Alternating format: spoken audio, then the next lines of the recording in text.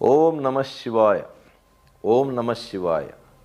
ಆತ್ಮೀಯ ಬಂಧುಗಳೇ, ದಕ್ಷಿಣದ ಕಾಶಿ ಅಂತ ಕರೆಯಲ್ಪಡುವ 9ನೇ ಶತಮಾನದಲ್ಲಿಯೇ ಚೋಳರಾಜರಿಂದ ನಿರ್ಮಾಣ ಆಗಿರ್ತಕ್ಕಂಥ ಭವ್ಯವಾದ ವಿಶಿಷ್ಟ ವಾಸ್ತುಶಿಲ್ಪ ಕಲೆಯಿಂದ ನಿರ್ಮಾಣ ಆಗಿರ್ತಕ್ಕಂಥ ಕರ್ನಾಟಕದ ಹೆಸರಾಂತ ನಂದಿಯ ಶ್ರೀ ಭೋಗನಂದೀಶ್ವರ ಶಿವನ ದೇಗುಲವು ಕೇಂದ್ರದ ಪುರಾತತ್ವ ಇಲಾಖೆಗೆ ಅದರ ಅಧೀನಕ್ಕೆ ಒಳಪಟ್ಟಿದ್ದು, ದೇಶದ 100 ಐತಿಹಾಸಿಕ ಸ್ಥಳಗಳಲ್ಲಿ ನಂದಿ ದೇವಾಲಯವು ಕೂಡ ಒಂದಾಗಿದೆ.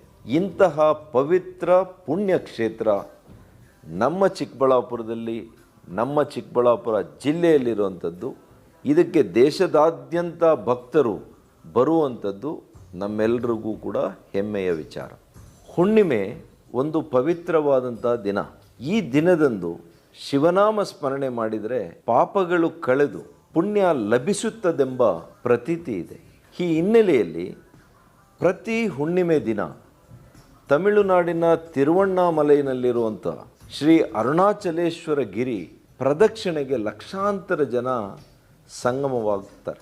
ಎಲ್ಲರೂ ಕೂಡ ಪ್ರತಿ ಹುಣ್ಣಿಮೆಗೆ ಹೋಗಿ ಅಲ್ಲಿ ಹೋಗೋದಕ್ಕೆ ಸಾಧ್ಯ ಆಗೋದಿಲ್ಲ. ಅಂತಹುದ್ದೇ ಪವಿತ್ರವಾಗಿರ್ತಕ್ಕಂಥ ಶಿವಕ್ಷೇತ್ರ ನಮ್ಮಲ್ಲಿರುವಂಥದ್ದು ನಮ್ಮ ಭಾಗ್ಯ.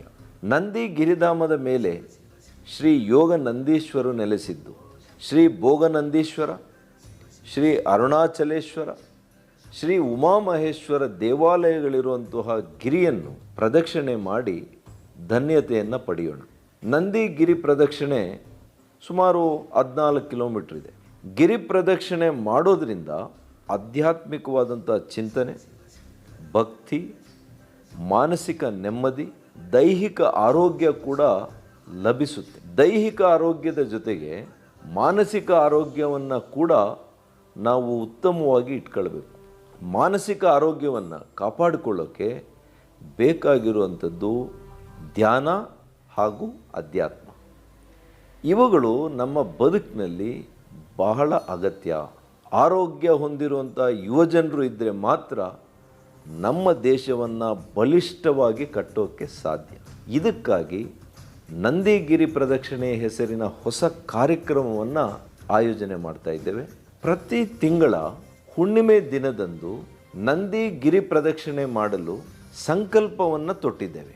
ದಿನಾಂಕ 2/2/2026 ಅಂದರೆ ಸೋಮವಾರ ಸಂಜೆ 4:30 ಗಂಟೆಗೆ ನಂದಿ ಭೋಗನಂದೀಶ್ವರ ದೇವಾಲಯದಿಂದ ಗಿರಿ ಪ್ರದಕ್ಷಿಣೆ ಆರಂಭ ಆಗುತ್ತೆ.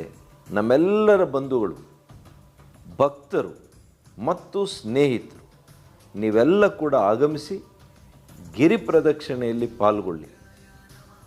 ಪಾಲ್ಗೊಳ್ಳುವಂತಹ ಎಲ್ಲ ಭಕ್ತಾದಿಗಳಿಗೆ ಎಲ್ಲ ರೀತಿಯ ವ್ಯವಸ್ಥೆಗಳನ್ನು ನಾವು ಆಯೋಜನೆ ಮಾಡಿದ್ದೇವೆ.